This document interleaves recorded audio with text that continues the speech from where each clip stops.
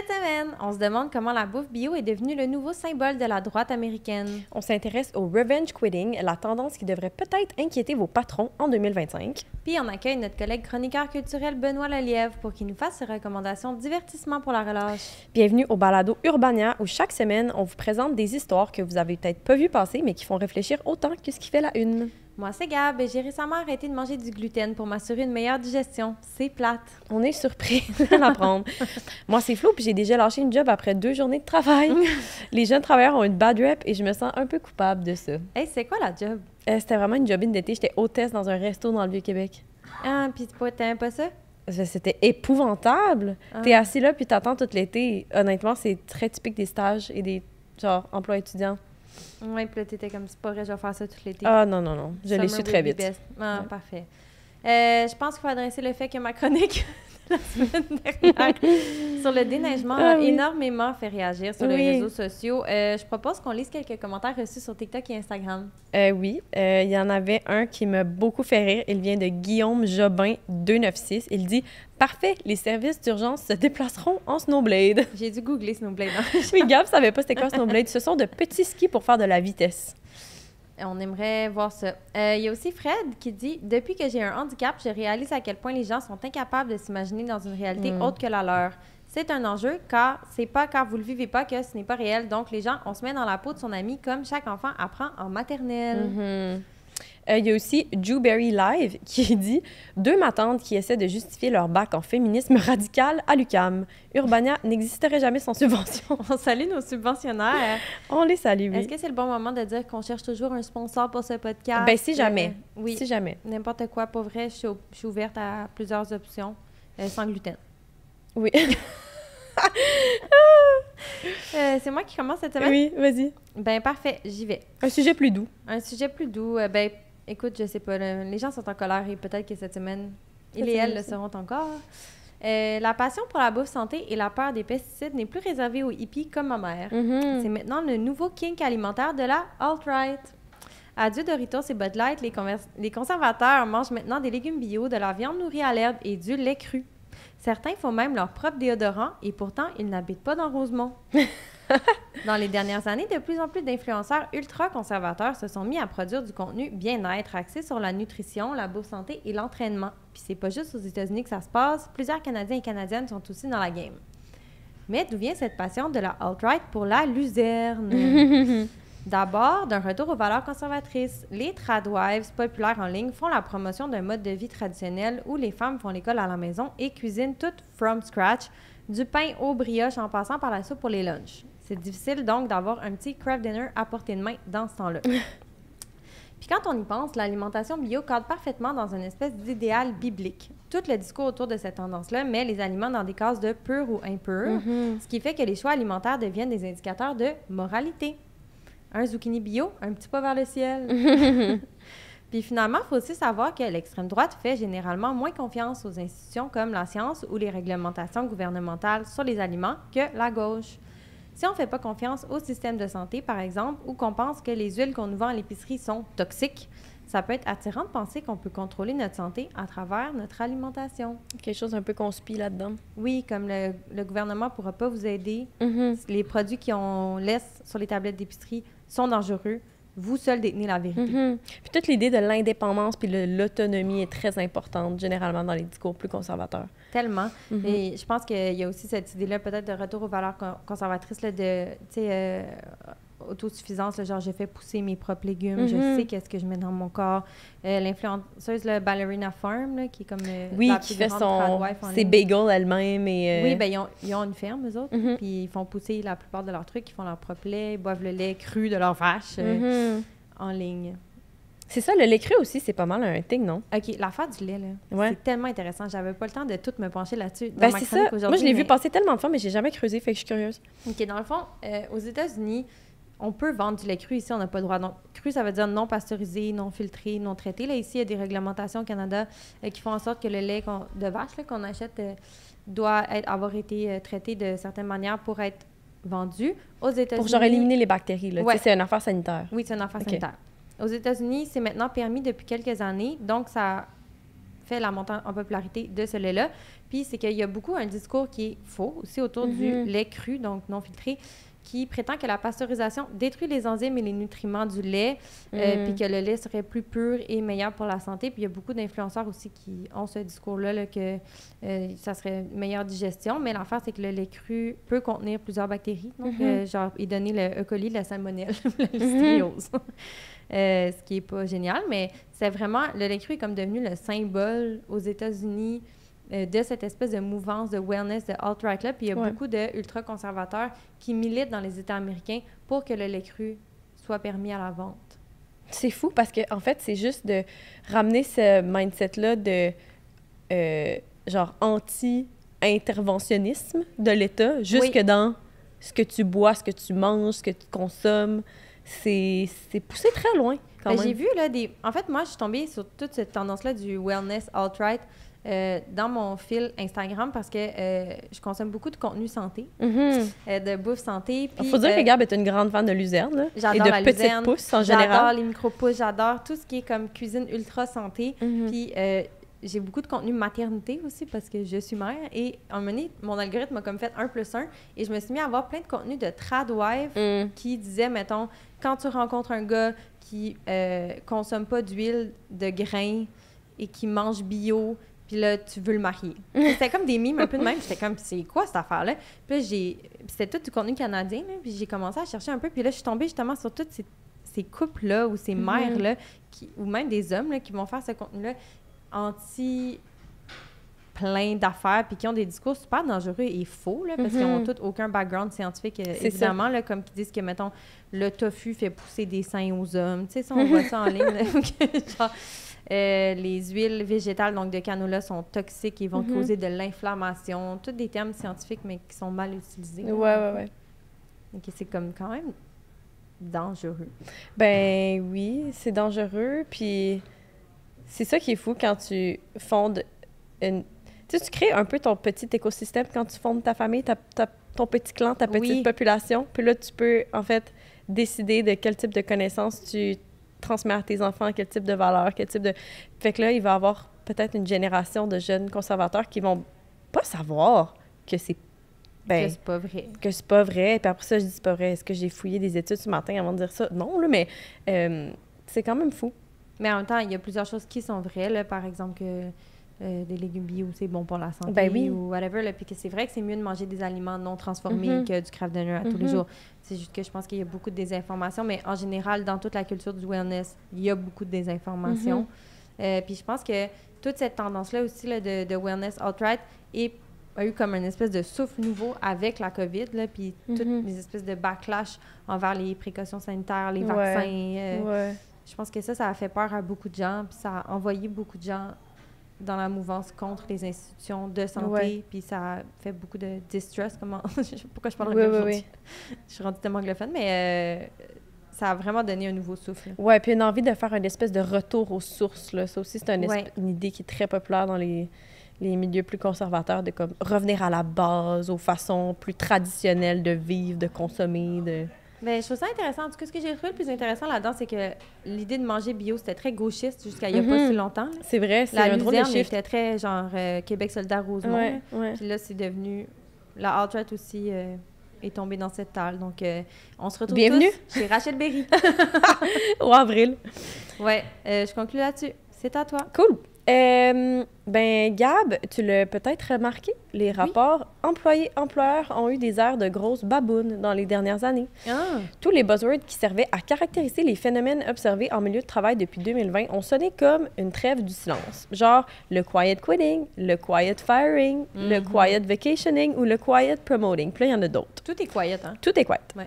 Et à la grande surprise d'absolument personne, tout le monde a accumulé du ressentiment, particulièrement les employés envers leur employeur. Puis, comme des vieux couples qui se parlent pas, ça finit par exploser.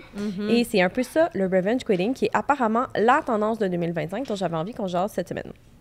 Le concept du revenge quitting, il est simple.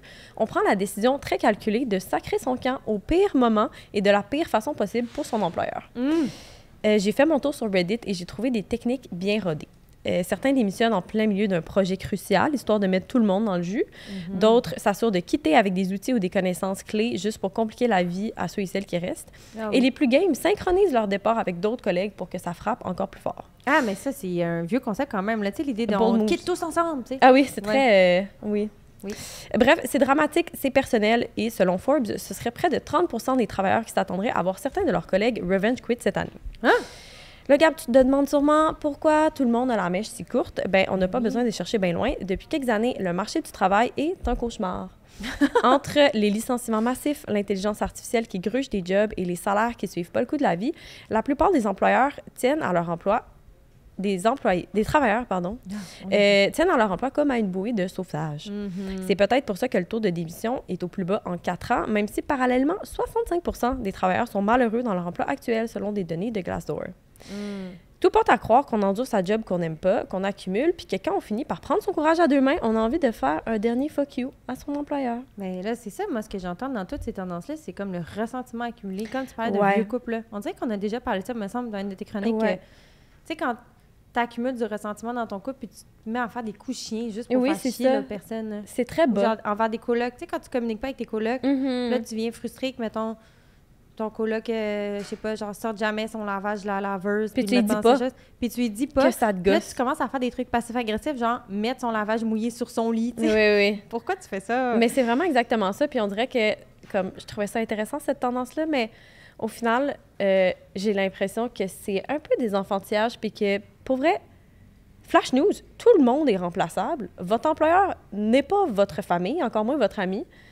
Et donc, c'est un peu un coup d'épée dans l'eau de faire du revenge quitting. Ben c'est bébé, puis je pense que ça a suivi peut-être juste le besoin de la personne de se venger, justement. D'avoir Voilà. l'impression que l'employeur, tu sais, il y a beaucoup de gens, j'ai l'impression, qui ont cette impression-là quand quelqu'un démissionne en quelque part ou ils pourront jamais continuer sans toi. Oui, c'est ça. Tu sais, si tu quittes, là, je sais pas qu'est-ce qu'ils vont faire, Mhm. mais ils vont trouver quelqu'un d'autre qui va prendre tes tâches. Puis ça va Puis peut-être pour être un vrai, peu rushant 2 semaines. C'est ça, puis à chaque fois, tout le monde s'en remet, tout le monde passe à autre chose. Puis ça Mhm. prend vraiment peu de temps. Puis des fois, là, c'est quoi? La personne qui va te remplacer, elle va peut-être même être meilleure que toi. Ish. Désolé. Mais je pense que c'est ça, c'est vraiment le ressentiment accumulé qui crée l'espèce de jouissance, là, de Mhm. laisser d'avoir l'impression de laisser le monde en marde. Ben c'est ça. Puis une autre affaire que je trouvais un peu triste dans cette tendance-là, c'est que je pense qu'il faut quand même faire la différence entre ton employeur et tes collègues. Genre, Oui. moi, si j'étais vraiment fru après Urbania, puis que je voulais quitter ma job dans 2 mois, ben je voudrais pas que ça te retombe dessus. Genre, Oui, c'est que tellement moi, je niaiseux. pallie pour ton départ cochon. Ben c'est ça. C'est comme tellement du salissage qui sert à rien puis qui, en fait, nuit des gens qui sont sûrement face aux mêmes défis que toi au quotidien, tu sais. Mhm. C'est rare que ça va vraiment nuire à ton employeur. Ça va nuire, en fait, à tes collègues, à ton équipe. Puis là, si t'es T'as-tu fru déjà après vu ça? ton équipe, ça se peut, là. Genre quelqu'un qui a démissionné. T'as-tu déjà eu, mettons, une job étudiante, il y a quelqu'un qui a démissionné, comme tu dis, t'as démissionné après 2 jours, là, Mhm. mais genre, mettons, pendant le chiffre. Tu sais, moi, j'ai déjà vu ça, là. Quelqu'un qui quitte pendant le chiffre parce qu'il est Pendant trop un fâché. chiffre ou quelqu'un qui s'est juste, genre, pas présenté. Un chiffre, Ouais, puis là, ça fait chier tout le monde parce que tout le monde doit Mhm. pallier pour la personne. Non, moi, ça m'est jamais arrivé. Mais toi, oui? Ouais, mais t'as pas travaillé beaucoup en restauration. Non, toi? c'est ça. Moi, j'ai pas eu ces C'est ça. jobs-là, honnêtement. J'ai déjà eu, une fois quand je travaillais dans un bar à vin, Mhm. il y avait, le plongeur était parti en plein milieu du chiffre parce qu'il était trop sous et fâché.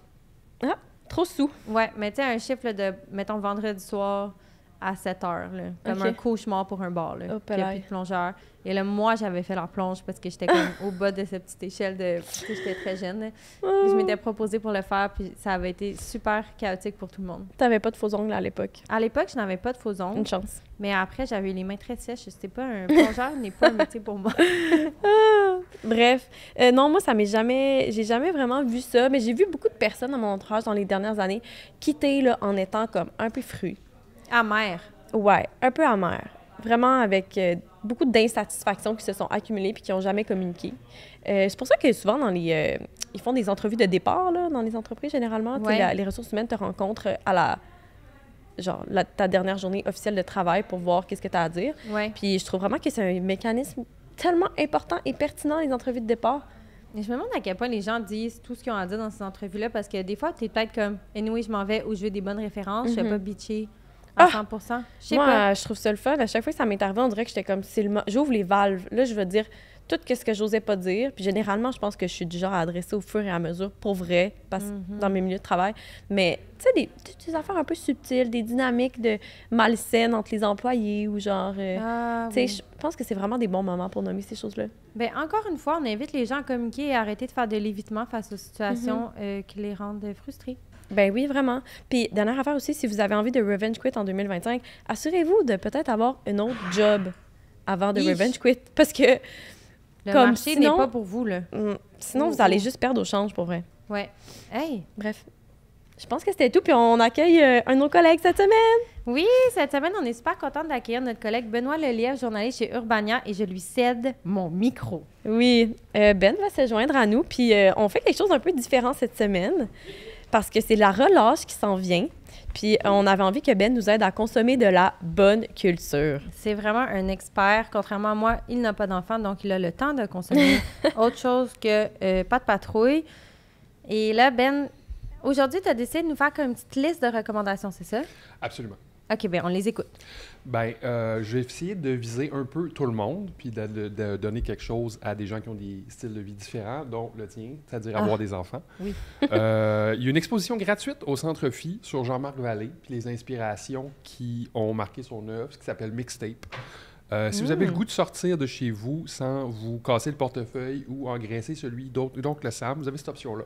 Elle est 100% locale, 100% inspirante, puis accessible aussi. Tu sais, Jean-Marc Vallée, c'est pas David Lynch. Le musée d'art contemporain avait fait une exposition similaire sur Leonard Cohen dans le temps. Oui, j'étais allée. Et je m'étais effondré en larmes dans la première salle, parce que j'aime beaucoup Leonard Cohen, comme environ 90% des gens qui étaient là-bas avec moi. Ben, t'as tellement une masculinité non toxique. J'adore ça. Tu t'es effondré dans une... Wow. J'adore. T'es parfait. Carrément. Mais Leonard Cohen, c'était une des personnes qui est capable de me tirer les larmes vraiment très facilement. Dieu est son âme. Moi aussi.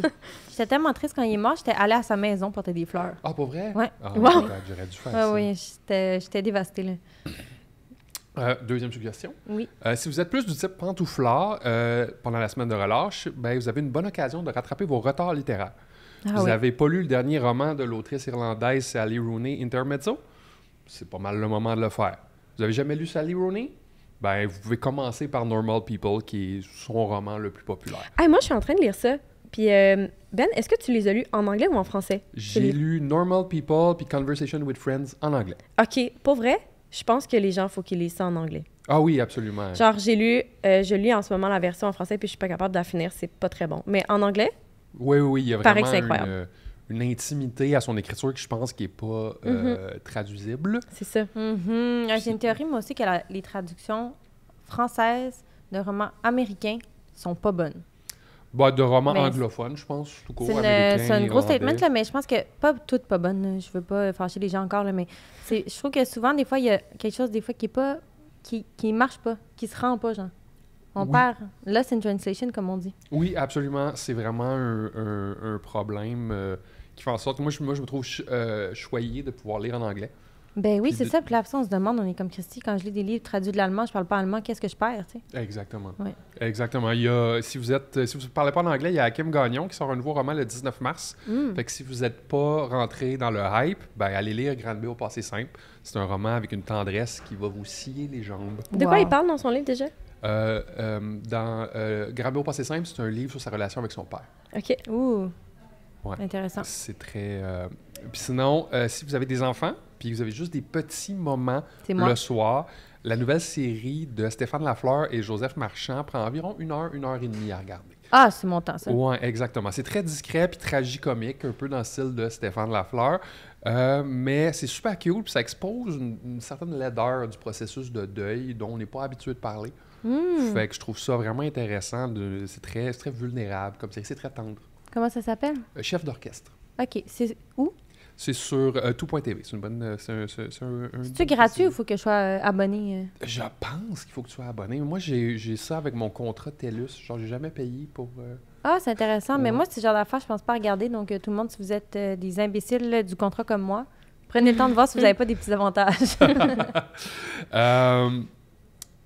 La dernière suggestion, si tout ça, ça vous intéresse pas, puis si vous êtes extrêmement blasé, il y a Tubi, qui est une plateforme gratuite qui est vraiment mon gros kick ces temps-ci. C'était autrefois un dépotoir de contenu pour les films dont personne ne voulait, mais aujourd'hui, c'est devenu comme une espèce de marché aux puces de films, de séries rares, indépendantes. Comment t'écris ça, Ben? Ça s'appelle Tubi, T-U-B-I. T-U-B-I. Comme Ubi, mais Tubi. Oui, exactement. Puis j'ai trouvé, entre autres, le magnifique film de Michael Mann, Thief, qui était plus trouvable depuis 10 ans. La série de Phoebe Waller-Bridge et Emerald Fennell, Killing Eve. Le dessin animé de rockstar intergalactique féministe des années 80, Jem. Et tous les films de notre nihiliste allemand préféré, Werner Herzog. Donc, si vous êtes tanné de vos plateformes, ben, ça vaut la peine d'aller y faire un tour. OK, mais ça vaut la peine, là, tout le monde, des fois, de changer de plateforme, là, parce que Netflix, Crave, on fait le tour un moment donné. Clairement. Puis des fois, de juste faire un petit abonnement à Criterion ou à Mubi, d'aller voir qu'est-ce qui se passe là-bas, là, l'annuler après 6 mois, prendre autre chose, Absolument. tester d'autres trucs, je pense que c'est intéressant. Tubi, c'est gratuit. Il y a à peu près 4 pauses par film. Ah, Magnifique occasion d'aller aux toilettes ou d'aller chercher quelque chose à manger. un petit popcorn. Exactement. Checker son téléphone. Puis c'est comme un timer pour checker son téléphone. Moi, j'adore cette plateforme-là maintenant. Trop cool. Wow, Ben, merci. Et moi, j'avais peut-être une suggestion pour vous, tout le monde. Vas-y. Mais je ne l'ai pas fini, je l'ai juste commencé cette semaine parce que je suis parent.